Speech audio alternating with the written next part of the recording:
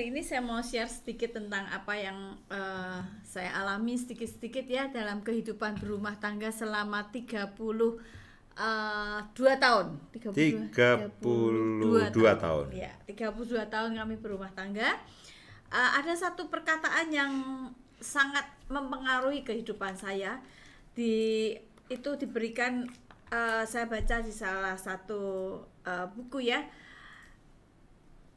Kata-katanya seperti ini: mengisi pikiran Anda dan merenungkan hal-hal yang benar, yang mulia, terkemuka, otentik, menarik, ramah, yang terbaik, bukan yang terburuk, yang cantik, bukan yang jelek, hal-hal yang dipuji, bukan hal-hal yang dikutuk. Jadi ketika saya membaca ini, saya teringat bagaimana seharusnya kita itu melatih diri kita untuk berpikir hal-hal yang baik, hal-hal yang mulia, hal-hal yang baik-baik gitu ya, bukannya hal-hal yang buruk ya, bukan yang kutukan, tapi hal-hal yang patut dipuji, yang disukai banyak orang. Nah, alih-alih kita selalu memikirkan hal-hal yang buruk dari pasangan kita, mulailah saya ya berpikir hal-hal yang baik dari pasangan. Nah, itu yang saya latih gitu. Seringkali kalau dulu pertama pernikahan ya, 15 tahun pertama pernikahan, saya kalau ada apa-apa, kalau jengkel gitu, keluarnya pikiran yang buruk-buruk gitu tentang pasangan gitu ya. Tapi saya mulai melatih diri saya untuk memikirkan hal-hal yang baik dari pasangan, sehingga saya bisa menemukan potensi yang tersembunyi dari pasangan kita masing-masing dan bisa memaksimalkan potensi yang ada dari pasangan atau hubungan kita sebagai suami istri. Nah, bagaimana kita memaksimalkan potensi atau potensi yang tersembunyi bisa kita maksimalkan, bisa kita temukan dari hubungan kita dengan pasangan kita, dengan keluarga kita, dengan anak-anak kita. Hal yang pertama, renungkan hal-hal yang benar. Bagaimana hidup dengan harmonis di dalam keluarga dengan pasangan kita. Seringkali dengan berjalannya waktu setelah pernikahan berapa tahun ya, itu bukan hal-hal yang benar yang kita renungkan, tetapi hal-hal yang isu-isu di luar, atau terpengaruh dengan apa yang kita lihat, atau yang terpengaruh dengan yang kita baca. Bukan yang benar, tapi belajarlah kita untuk kembali, oh iya ya, esensi pernikahanku tuh tadinya apa sih? Aku menikah kenapa? Aku memasuki pernikahan ada perjanjian apa dengan pasangan kita? Pasti setiap kita ketika kita masuki pernikahan ada janji nikah, ada segala sesuatunya kan. Nah, ingat itu hal-hal yang baik, yang benar, yang harus kita selalu ingat supaya kehidupan keluarga kita menjadi harmonis. Jangan pikirkan hal-hal yang nggak benar gitu ya, yang dari kita baca, apalagi sinetron ya.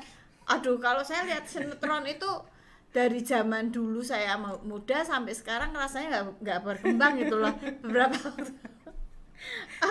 Demikian juga drama-drama ya, drama Korea lah, dulu ada apa sih satunya Korea yang Latin Amerika Latin itu juga sama aja gitu. Beberapa waktu yang lalu saya sempat lihat gitu ya. Itu kadang-kadang memasukkan hal-hal yang tidak benar dalam kehidupan kita. Nah, itu jangan direnungkan dan jangan itu masukkan di pikiran kita ya. Hal yang kedua, pikirkan hal-hal yang mulia. Jangan cemari pikiran kita dengan kejengkelan atau kebencian. Ketika kita sudah memiliki kejengkelan, kebencian dengan pasangan kita tidak bisa memikirkan hal yang baik tentang pasangan kita. Memang dasar bojoku itu bawel karena sakit hati dibawelin terus kan. Jadi keluarnya itu bukan hal yang baik. Kita tidak bisa melihat hal yang baik. Kita tidak bisa menemukan potensi yang tersembunyi dalam diri pasangan kita. Tapi hal yang jengkel, yang kebencian, ada juga yang dendam. Saya sih seringkali guyon kalau dengan beliaunya ini, seringnya awas ya tak bales gitu. Tapi sebenarnya enggak sih, cuma Soalnya memboikot. Dan enggak berani kan? Ya.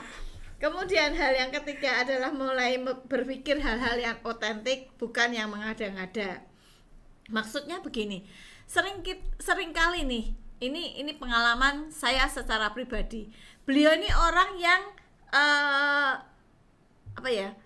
yang teliti, orang yang teliti. Nah, saya dulu kalau beliau mulai mengusik sesuatu yang teliti gitu ya, berpikirnya ini bojol wong lanang siji iki kok ya golek masalah we, selalu mencari kesalahan saya, selalu mencari hal-hal yang buruk dari saya. Nggak usah dicari, ada sendiri. Nggak usah cari, ada sendiri. Nah, selalu kayak gitu tuh sukanya ya. Nah, kadang-kadang kalau dulu saya mikirnya gini, ini orang kok selalu nyari kesalahanku ya, selalu nyari kesalahanku. Saya tidak berpikir yang otentik gitu. Otentiknya dia orang yang teliti. Nah, sekarang saya manfaatkan gitu ya. Kalau ada apa-apa saya ngomong, nanti ya kalau kita mau pergi, saya suka lupaan. Jangan lupa ingetin aku untuk ini ya, ingetin aku untuk ini ya. Kalau saya sudah ngomong gitu, malah dia yang lupa sih. Kembalikan. Iya, jadi saya sebetulnya memanfaatkan kejelian kecermatannya dia orang yang cermat untuk hal yang positif gitu. Kalau dulu saya jengkel gitu, misalnya orang kok selalu mencari kesalahan orang. Oh, kecil aja kok ya dipermasalahkan. Saya dulunya berpikir seperti itu. Bukan mencari, nemu. mungkin staff-staffnya dia juga berpikir begitu. Sekalian saya ngomong sama staff yang ada. Saya sudah menemukan potensinya. Gak usah dicari, kelihatan mata itu dicari, kelihatan nongol di situ. Jadi seringkali seperti itu ya. Kita